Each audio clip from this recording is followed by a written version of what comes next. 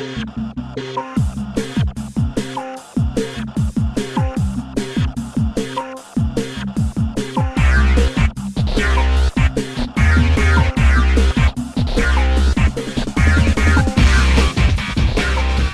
hello there, dear listener! I'm your host, Evan Blackthorn, and this is the Dirty Lore House podcast, coming at you with all the deliciously nutty dirty lore. It's been a while, but I'm back in Thorn, so that's something. It's been like a year because of all the stuff happening, blah blah blah, house things, mostly involving my beautiful voice. Also, I was on this month-long vacation for my recuperation, went to Thailand, got all my health taken care of. Teeth, muscle aches, back aches, ear infections, my tummy aches are cured. A stupid knot in my leg that I didn't even know about that was caused by my big toe. All of my feng shui was out of whack, and I had a bunch of old men poking and probing me, and now I feel like $1,000,000 baht. I'm so healthy I can eat a horse. And all for like $30 and some spare change. Their healthcare system is amazing. But enough about me bragging about how Buddhism is the best thing ever. Let's get on with the show. Today, we're going to be talking about the Dragon Quest video that's been going around and Square Enix removed the interview? I just saw that today and I was shocked. And I feel like I must talk about it from a more Asian perspective, since Americans are goofy about their liberalism and freedoms and all that. To recap, there was a recent interview between the two original creators of the first couple of Dragon Quest games, with Dragon Quest III Remake being the subject of controversy. These games are like 40 years old. The guys in the video are probably like 80 or 90. Can't tell with them Asians, right? In the video, they talk about how they originally had female and male as their choices for the main character, just like Pokemon. It was a normal thing until 5 minutes ago. But they said how the US, very specifically the US, is the reason why they had to change male and female to body type 1 and body type 2. Completely useless change, but it's done to appeal to the smallest minority of minorities, and for the US to pretend it cares about these minorities. And then to have every other country pretend they care about these minorities. Newsflash, they don't. Nobody cares. On top of that, they said how they were forced to change the way the female character looked. Very specifically the female character, or what would it be, body type 2? And they had to do that or else there would be lawsuits with other countries like the US. To be honest, all of these characters look goofy with their winged helmets and crazy armor, but the female was made with a battle bikini and that metal doggy door thing in the front. The remake forced a requirement of having tan stockings covering the cleavage and the hips, because there is that leg line that's exposed in the drawing and she has a cleavage line going straight down the middle. I mean, where else would it be, right? The whole censorship thing was about lines being there that didn't disappear when they covered them with skin-colored leggings. It's a ridiculous requirement, and if they don't meet the requirements, they increase the age rating to T or M, and the game can't be made.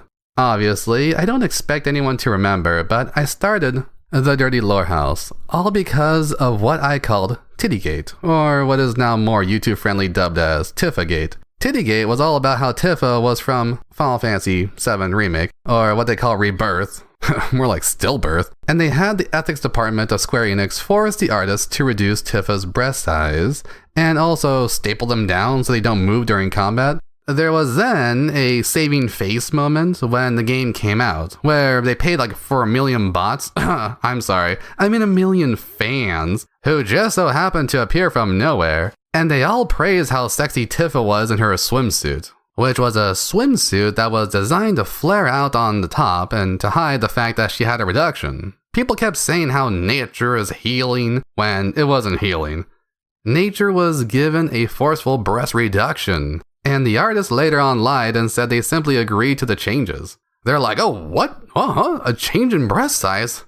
Oh yeah, I wanted them smaller all along. She was supposed to be a D cup that's bolted down. I mean, she still looks sexy, right? Isn't D enough? Maybe A, maybe B, I don't know. I mean, I guess it's enough for Pazuri, but that wasn't the original design.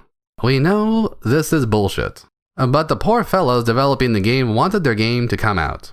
If they don't shrink the breasts, the game would be made rated M, and they couldn't release the game because it needed to be T-rated for the company to agree to that giant budget they were given. The game came out. It's a flaming piece of donkey dung clinging to a barbed wire bat, and I'm just sick and tired of these companies constantly pretending these forceful changes from the US are normal. It's not Japan causing these laws, and it's not even China. It's very specifically the US. This is so strange to say because both Japan and China and Korea and basically every Asian country and every Muslim country has a heavy, and I do mean a heavy, porn regulations, while the US would legalize anything zany under the sun. I was checking back on my previous episode with Matt about how China is causing a bunch of problems with art. And researching a bit further, that's not really the case. Matt was just saying the same kind of propaganda the woke are saying. My trip to Thailand was heavily relevant since that's the most extreme example of a country that is highly restrictive when it comes to art.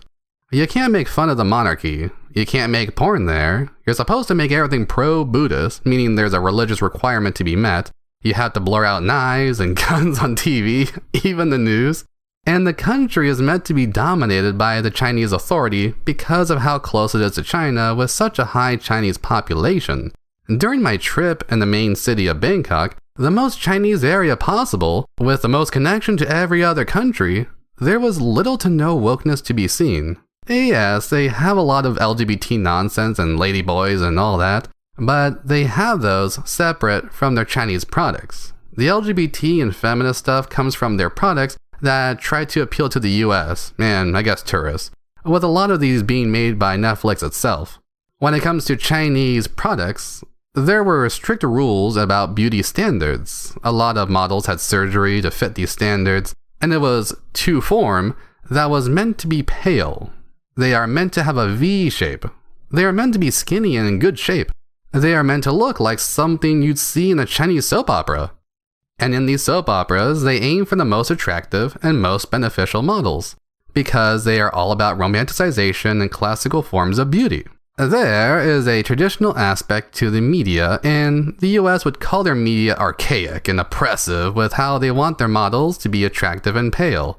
Meanwhile, the US wants their models to be, you guessed it, fat, black, and gay. Yep, that's exactly what it is. Fat, black, and gay. This is why the problem with art right now is not China, it is the US, as a country who has caused this problem since it became globalist, aka after World War II. A lot of people will say the problems in the US always stem from somewhere else. If it's crime, we blame blacks and immigrants. If it's degeneracy, we blame Europe or the greedy sex merchant. If it's gay shit, we blame China for some reason. If it's feminism, who do we blame exactly? This is where the wokeness coming from China narrative makes zero sense, since the US has held feminism at the top ever since women were given the right to vote in 1920, as the 19th Amendment. Let's be clear about this. Feminism was written into the US Constitution by beta males who thought that would be a good idea. Everything woke that we see in media is a product of the West, not China. The Japanese know this, the Chinese know this, the Koreans know this, the Thai know this, frickin' Mexicans knew this.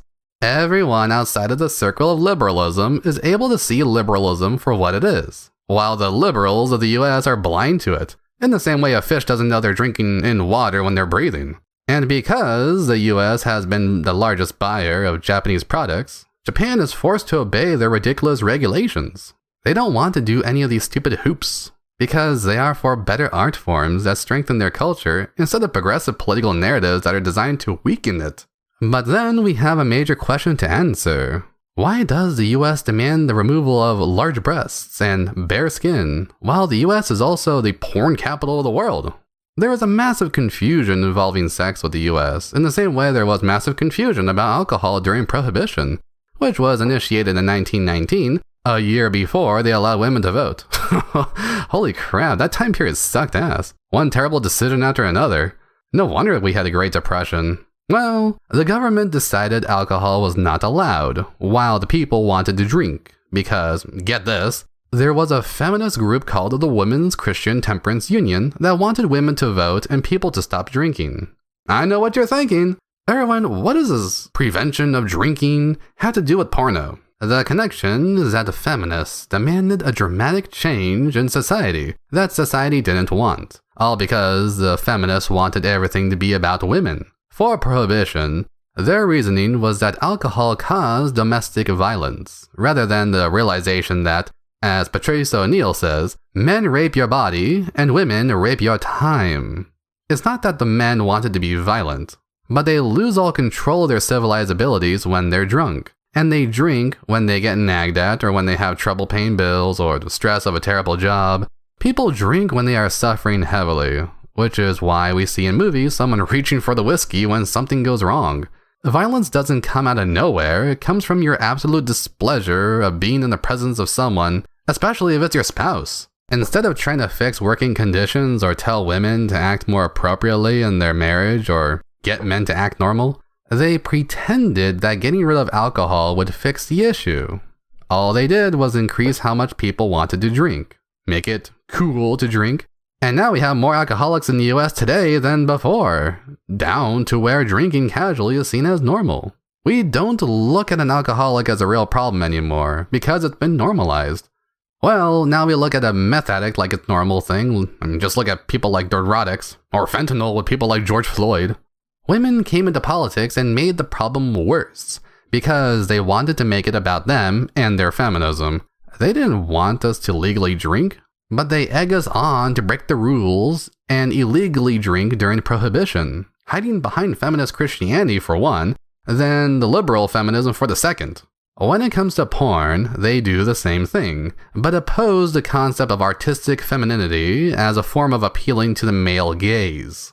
To the feminists, women are not allowed to be objectified unless they objectify themselves, because feminists are trapped between the Christian feminism origin of first wave and the liberal origins of second wave, resulting in the strange middle ground that appears contradictory. The contradictions come in when we think objectification is always bad, but it's only bad when it's not a woman in charge of her own objectification, because a woman selling her body is her idea of liberation, in the form of exploiting men with their weaknesses, so that they give her their time and money, which is them giving her their power.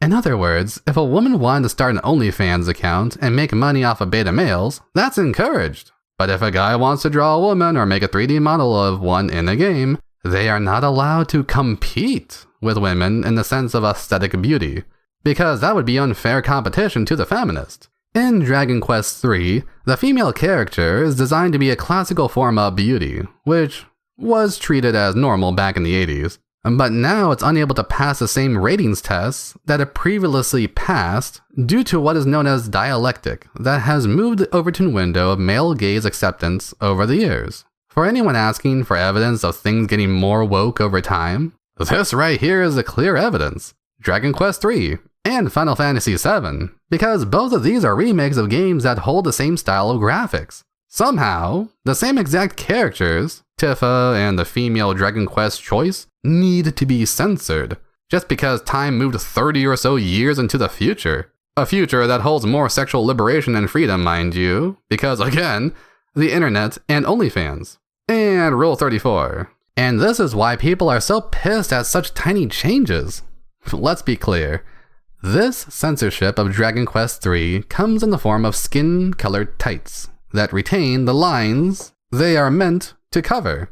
All they do is give the sense that there are clothes covering them, but we can still see the leg lines and the cleavage line, which are, again, lines on a drawing. The face is the same, the abs are still present, an aspect of third-wave feminism, by the way, with a safe horny muscle mommy fetish. But for some reason, they wanted to cover the hips and the breasts, by not actually covering the hips and the breasts. It was not done for the consumer, it was not done for kids to stay pure, and it was not done for a better art design. It was an act of senseless oppression to make sure people are symbolically told this skin is not to be shown because it is not allowed to compete with an actual woman. This is why the woke are always saying, it's not a big deal, while making it a big deal about the tiniest things and saying a game can't be released if it shows something like this, or Tifa jiggling, or Ashley Graham showing her panties, or Laura Croft wearing short shorts, or Claire Redfield wearing those red Daisy Dukes over her black tights. Companies like Capcom and Square Enix are given these meaningless changes because they're Japanese companies. In fact, the current laws about censorship of porn in Japan is caused by the US occupation of Japan after WW2, which is yet further proof that the US is behind Japanese censorship and it's not China. The two guys from the interview who said it was the US were highly on point, more than any American could know. They lived through it all. They've dealt with these stupid rules all day as veteran game developers. They know exactly who is behind their biggest headaches. Everything about their censorship stems from the ethics department of Square Enix, which stems from the West to appeal to the woke, which stems from colleges and politicians in the US, which stems from American Marxism during the Vietnam War, which stems from a critical theorist book called Dialectics of Enlightenment. This book was written by the founders of the Frankfurt School, where critical theory spread around as a reaction to social theory, believing that social theory was unable to explain the rise of things like Nazism. For some reason, these idiots thought that because social theory couldn't answer something under their Marxist framework, they decided that their Marxist framework was still correct, but they simply needed to use a dialectic to then force an answer to sprout out of the aethers.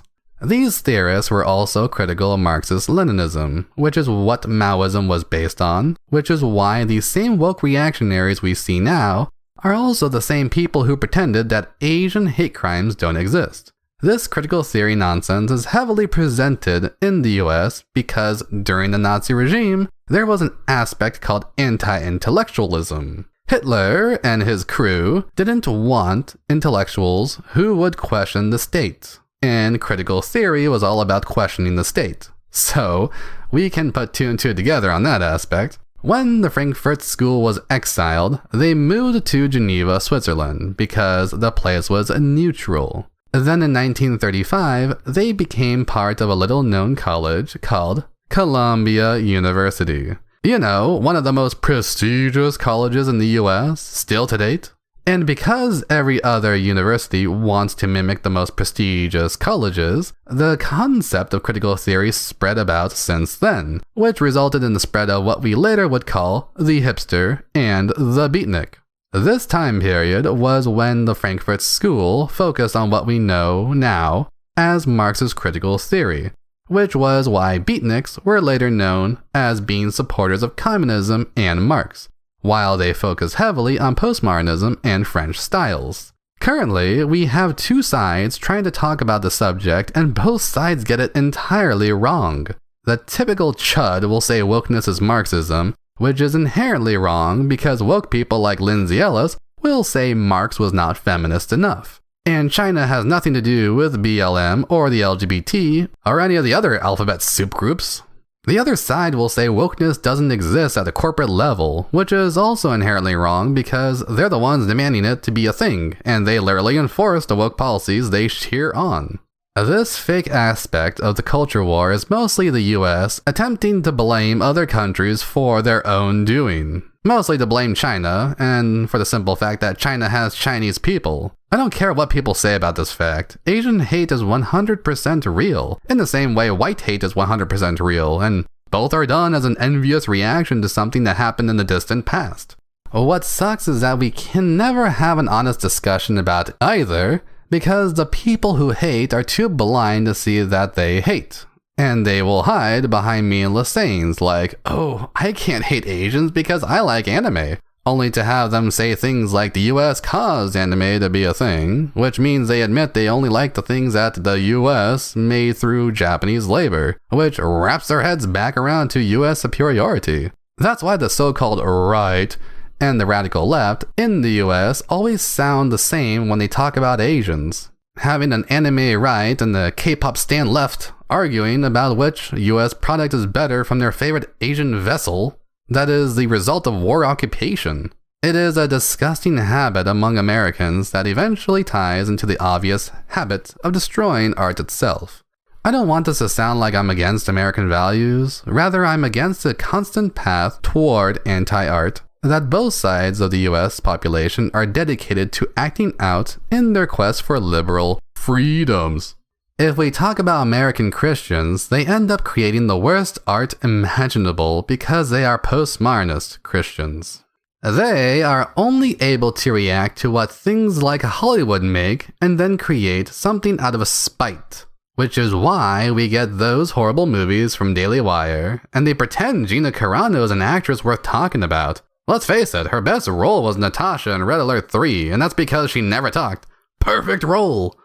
Then on the other hand, the woke are destroying art by presenting everything as a sex-crazed LGBT fuck buffet, or as a halal propaganda piece that's filled to the brim with hyperviolence and the deconstruction of the family unit. Both sides are trying their hardest to ignore art itself and create some type of vanity project or propaganda, all because both gave up on the audience and determined art is there as a way to market their political agenda as a fashion statement. That's why I don't really consider myself American or Republican or anything these people want to call themselves. The wells have been poisoned and I prefer the river. I am a pre-modernist alchemist, through and through. The closest I can be tied to is a traditional Theravada Buddhist without the goofy attachments of a lot of the traditions. I really love the idea of ghost houses, but I don't believe in that the ghost is going to be living in the house, for example. I find it more like a respectful monument instead of an actual house for the dead spirit. For Japan, their desire for making some of the best art in gaming is always thwarted by the US getting involved in gumming up the works. I don't know if anyone remembers this game, but the game Sweet Home was unable to get localized, despite being the world's greatest survival horror game during its time. The US was like, no, we can't put a horror game in our consoles, there's too much blood, that's too much for our kids. Meanwhile, Japan had nudity and blood and all sorts of crazy stuff in Dragon Ball Z, which was for kids, right? But for some reason, the US always goes full retard with any form of exploitation because of how trends work. So shortly after, we got things like Mortal Kombat and Wolfenstein 3D being super violent just 3 years later. Like, yeah, there was still protests against their violence, especially in Germany, where games can't show blood in red and must show it in green. Germany and Australia are the most insane when it comes to censorship, and all the while Japan is trying to just have some game come out without having to put pointless flesh-colored tights on a character that they already made untouched back in the 80s. Like, why is this so hard to ask for? Why is something from the 80s impossible to have now, after all the achievements we made in gaming and open-mindedness? This game of, you have God-given rights, but only when you write them down into the Constitution because we determine what God is saying, is why the US is the laughingstock of the world, but also the superpower of media.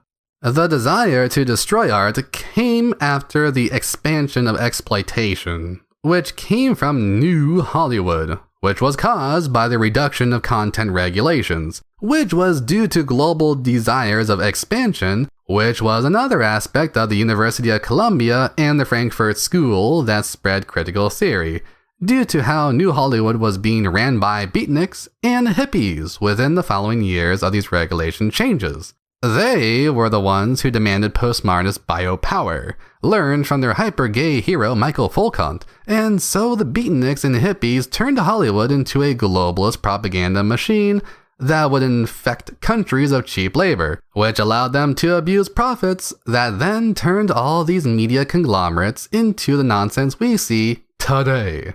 This is why, to understand the meaningless censorship of today, we need to look into the history of media and art to properly come to what has been in front of our faces all along. The West is not this innocent little teddy bear that it pretends to be, and China is not this scheming powerhouse that the West claims it to be. China gave up on Maoism when Mao died, because they felt the wrath of it, didn't like it, and they changed to be what is now more like state capitalism with a strong tendency of Chinese nationalism, which retains its anti-Christian sentiment because they view Christianity as how I've described it previously. Christian feminism that would cause women to vote and alcohol to be illegal.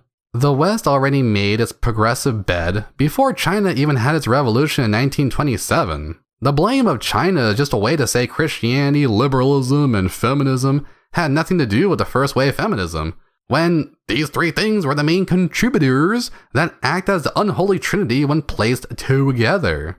Until we realize the West is the cause of wokeness, we won't be able to properly fight against it. The ignorance of the source is to inevitably ignore the cause of the symptoms, to only cause the symptoms to come back. If we ignore the disease, it doesn't go away, and we find the disease by realizing where it came from and what the symptoms even are, and how they correlate with the disease in question. Americans are never able to admit that they are the problem, that they caused the rise of the global travesty that is woke media, all while acting as the world police of both media and now pretending like they are the world's caretaker for any little thing going on. In Japan, this is done as an abuse to Japanese people. The salaryman in Japan is made so self-hating because the US abused their work ethics. In Korea, their media is made with sweatshop conditions because the US is paying for it. Yes, this is a form of job opportunity, and yes, it's a way to boost the economy of Japan by having money go from the US to Japan, but then at what cost? A stronger economy doesn't mean anything if birth rates are dropped to a negative number, and the culture is nothing more than a fetish. Just like a Native Americans for that matter. I want to end this on a positive note, and so I would add this. Japan took over Asia during World War II for a reason. Yes, it was imperialist, but it was also the dedication that Japanese people have for surpassing their opposition. When it comes to the culture, Japan holds the roots of Buddhism, which came from China, and Korea through trade, which came from India, which came out of the teachings of how life is suffering, and nirvana is the way. The West finds this triggering because the West must claim that a heaven or utopia is the way, and so there becomes a need to advance in the West and to advocate. But in the East, Buddhism teaches how this advocacy is pointless and that heaven is false. I find that as time goes on, Buddhism rises in power, with anime and gaming spreading it through proxy. If we are to say Japanese media is more powerful and a new alternative, then opening that floodgate is going to be the end of wokeness in the following years. Chinese media is another aspect of Buddhism spreading, especially with how online storytelling is aiming toward cultivation stories, which are Buddhist by nature. We also have the major game Black Myth Wukong that came out, taking over cultural significance. This aspect is the main defense against wokeness that people are seeking, but Westerners are not willing to admit to. You will see the rejection of China and the rejection of Japan in the following years, by both the progressive woke and the so-called anti-woke liberals. These Americans are simply angered that their false drama is going to die off, in the same way Democrats and Republicans would freak out if a third party rose and took up the elections. I mean, I guess Germany knows how that felt when it was a social democratic party versus the communist party, and then the Nazi party was like, I got an idea. I'm sorry to constantly bring up Nazism when trying to talk about a stupid game, but the connection is there with 6 degrees of Greg Louganis, or whatever that's called. Who the hell is Greg Louganis? Let's see. An Olympic diver from the 80s? Why do I know that name? Oh well. My point is that Buddhism will take over, and there's nothing you can do about it. So, ha ha ha. Everything will be fine. But we'll still have a new stupid thing to talk about for the following years. Either way, we win again. Stop panicking. Buddha bless. Till next time.